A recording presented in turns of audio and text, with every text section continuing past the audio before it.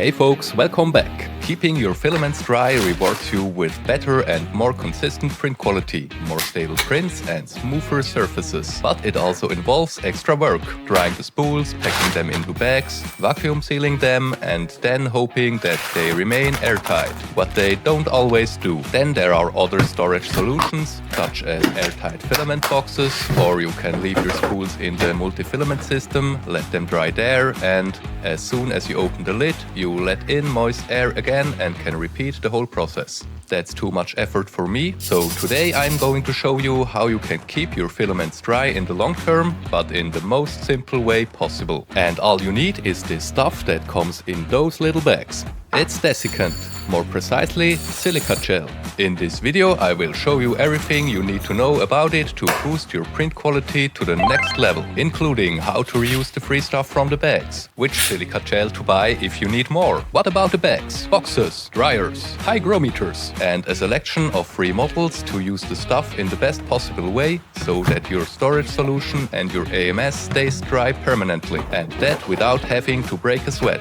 Plus lots of tips and tricks as always, right after this quick shout out to the sponsor of the video, PCBWay.com, because no matter how much silica gel you throw into your AMS, there will always be things that you cannot make yourself. You don't have to buy the most expensive printer or a CNC milling machine. Instead, you can simply upload your part to PCBWay.com, select the desired material and quantity, and with that done, you get an instant quote.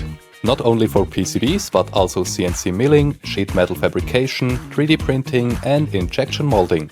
And with the link in the description, you will get $5 off your first order. Now let's start with the silica gel. Half a kilo costs between 10 and 30 bucks. This is the cheapest I've found and it has a color indicator, so you can tell when it needs to be dried by the color. When it's bright orange like this, it's dry. And it turns green when it's saturated and must be dried again. Although it's not really harmful touching it, I recommend wearing gloves when handling it. Oh great, now it's everywhere. Some other silica gel you can buy use some more toxic compounds for the color indicator. The blue stuff is colored with cobalt chloride, which is why I prefer to use the orange one. That one is colored with methyl violet, which they say it's more safe to use. Oh crap, never mind. The silica gel in these bags is the same stuff but without the color indicator. So we can use this free stuff, right? Yes, we can use most of the bags. But there are some that are not suitable. Let's open a few and I will show you which ones are good and which ones go in the trash. And this is what it should look like. Glassy beads is what we want. This one feels soft and has warning labels printed on it saying that you shouldn't rub it in your eyes. I was not thinking of doing that. And we can see that it is some slimy stuff. You can throw this one away. Let's see what's in this one. This is clay, or a mix of clay and silica gel, which we don't use either. But in most cases you get silica gel.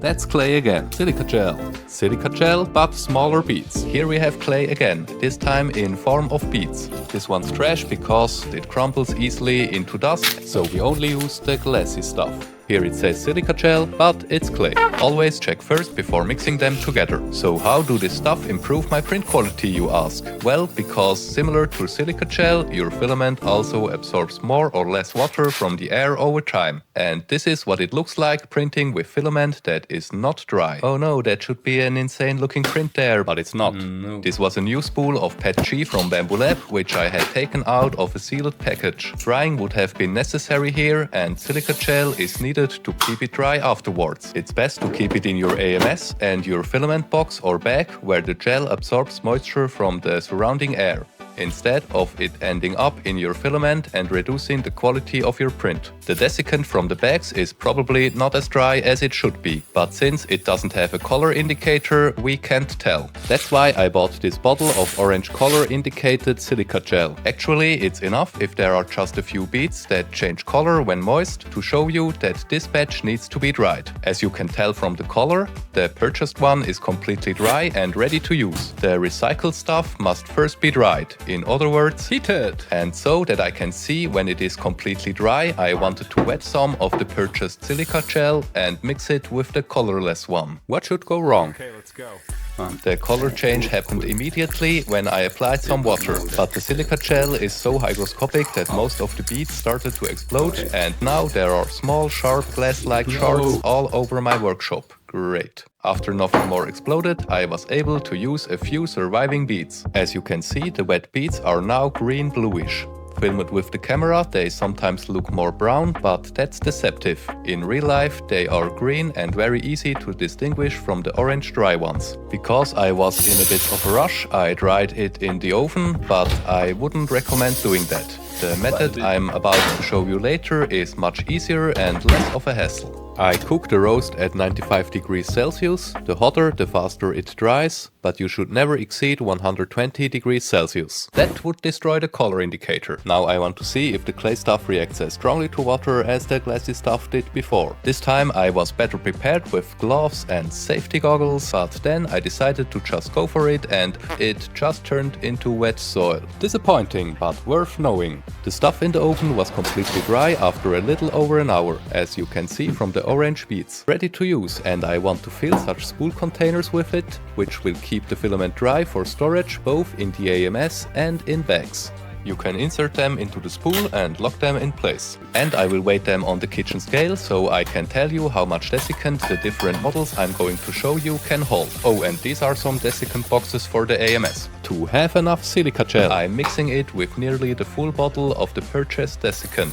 In the end, I will need a little more than 500 grams for all the AMS boxes and 4 spool containers in order to achieve the greatest possible effect in the fully packed AMS. More on that later. Of course, I forgot a very important step here, which I will show you in a moment, and which is why I had to redo everything all over again. Oh crap. There are countless designs for the spool containers. I will show you the ones that works best for me. It's important to me that they can be separated from the spool without opening the container where the desiccant lives, that it allows good airflow, and that the mesh is fine enough that nothing falls out. You should print these from a heat-resistant material, at least PETG, but preferably ABS, ASA or polycarbonate. I try to fill the containers as much as possible so that the beads don't move around too much when the spool rotates. Links to all shown models as always in the video description. And while you are there, consider subscribing, because only then you can see my community posts in your normal YouTube feed. There I shared 4 more downloads after the last video, for which others have to pay. My subscribers got them for free this way. So there's always useful information and free stuff to discover, like little care packages that go beyond these videos. Feel free to subscribe if you don't want to miss that. Okay, then the box can be inserted and the first spool is ready to go. Next I fill the AMS containers. As I said, I use the AMS 2, but similar ones are also available for all the other filament change systems. For these AMS boxes, I choose one that offers me a large filling capacity and has a fine mesh that keeps bits from falling out. In addition, I wanted to have small humidity meters integrated, which are available from Bambu Lab. However, the same ones are also available from AliExpress at an even lower price. I believe I paid $5 for 4 pieces. These can also be attached on the corresponding spool containers and allow the spools to be monitored outside of the AMS, which is really convenient.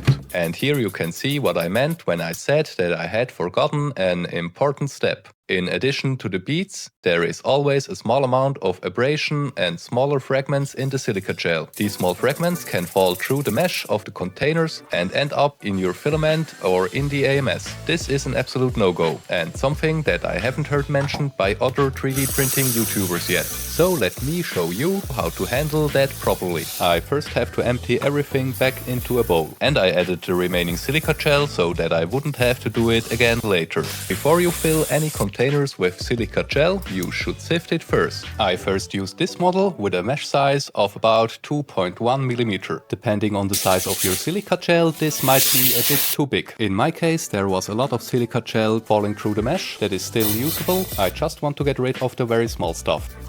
So I designed these sieves with different mesh sizes, which you can download for free. Link is in the description, and now I can separate the smaller usable beads from the silica dust. You can also use these little bags, which have an even finer mesh, so that nothing can escape. These only cost $1.50 for a pack of 20. I use these for the smaller beads after sieving, and the dust goes in the trash. then putting it all back where it belongs. And once everything is filled, you can insert the boxes. As you can see, I have 2 hygrometers in the front row. I did this to see how accurate they are and would only use one next time, as they actually always show very similar values. Then I placed 4 spools in the AMS, yet without additional containers, but even with just the AMS desiccant boxes, the humidity dropped from 35 to 10% within 2 hours, and later even down to 4%. Anything below 15% is an acceptable value for me. 10% and less I consider as good. For now, that's only with the AMS containers, which hold about 250 grams of desiccant in the AMS too. And with the additional spool containers that I will show you now, you can double that to about 500 grams. Depending on which model you choose, it can be a little more or a little less. And here are the 3 best designs I have found. This one I filled earlier has a separate compartment for the silica gel and a lock ring to separate it from the spool without having to open the container with the desiccant. I will only show you containers with this or a similar system, as I value ease of use. There are other containers that have to be opened in order to attach them to the spool. They offer a little more space for silica gel. However, with my clumsiness, it is certain that I will open it from the wrong side and everything will end up on the floor. The models that allow the use of a hygrometer also contain slightly less silica gel. Decide yourself whether this adds value for you or not. I use both and like having the choice. In this model, the hygrometer also replaces one side wall, saving a little material and space, which I think is quite clever. But there is the chance that silica gel gets into the hygrometer and rattles like this. Oh, I don't like that. So that would be another case where you can use these mesh bags. And now you're fine. This can now be put in a storage bag or box and you can always see how the condition is. And finally, this one here comes with another feature. Although it holds the least amount of desiccant of the models listed here, it dries the air faster thanks to its 3 air channels, which allow for much better air circulation and a larger surface area so that water can be extracted from the air more quickly. This model is available with and without hygrometer and also in various sizes and mesh widths. There are also variants without the air channels, so there's something for every taste. And that's why this one gets the first place in this year's Spool Desiccant Container Awards. Congratulations! But what do you do when the effect of your desiccant decreases over time, which will happen at some point? Let me show you a few different methods from the simplest to the cheapest, where you don't require any additional equipment, but involves a bit more effort. So the simplest and most convenient way to dry your silica boxes is to do it right in the AMS. Some of the newer multi-filament systems already have this feature. The AMS2, for example, can dry when the printer is not printing. This latest version of the Qidi box I'm testing can even dry while you are using the printer. So with one press on the button, you can dry your filament, your spool containers and your AMS boxes. It couldn't be easier. These 2 systems go only up to 65 degrees, which is sufficient for most filaments. If you don't have a multi-filament system or one that doesn't have this function, a filament dryer is an excellent choice. One of my favorites for a standalone dryer is the Polyphemus from iBoss. In this version, it can even dry up to 80 degrees. Offers space for 2 spools, and with this extension there, a larger 3 kg spool can also be dried, but not this one. I will have to rewind it at some point to be able to use that at all. Since this model is very popular, there are countless mods for it, including shelf systems, so that AMS boxes can be packed in without having to empty them. A cheaper alternative would be such a single spool dryer. This Sunlu S2 costs about $50 and works, but it's a bit outdated and it is often and rightly criticized that it offers no possibility to remove the humid air to the outside. So it's actually just a heater, not a dryer. I also have this small version from iBoss that also cost $50 and has an active exhaust air blower that can dry the spool faster and more evenly by circulating the air inside.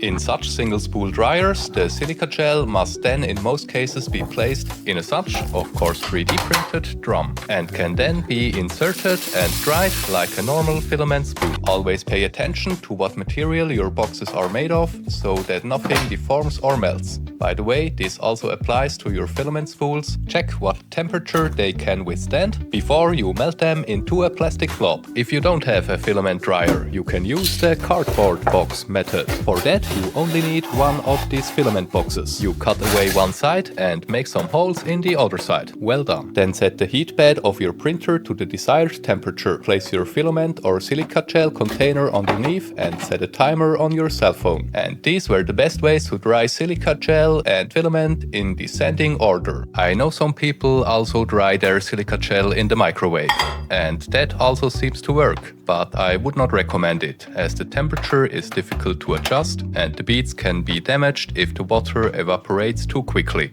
Beside of that, I don't want to have potentially carcinogenic substances where I usually find my food, and the same applies to the oven. I try to make a follow-up video at some point to show you all about filament storage. I wanted to integrate it in this video, but it's already way too long. However, I will be making a few short and informative posts here on YouTube over the next few days to show my subscribers my best recommendations there before the next video is released. So it's worth subscribing if you don't want to miss that. I wish you all a good time printing, and we see us in the next one. Slowly. Yes, almost did it without... oh, for God. Thanks for watching. If you liked it, let me know by giving a thumbs up. Much appreciated. And if you want, you can watch these other videos here. They are awesome.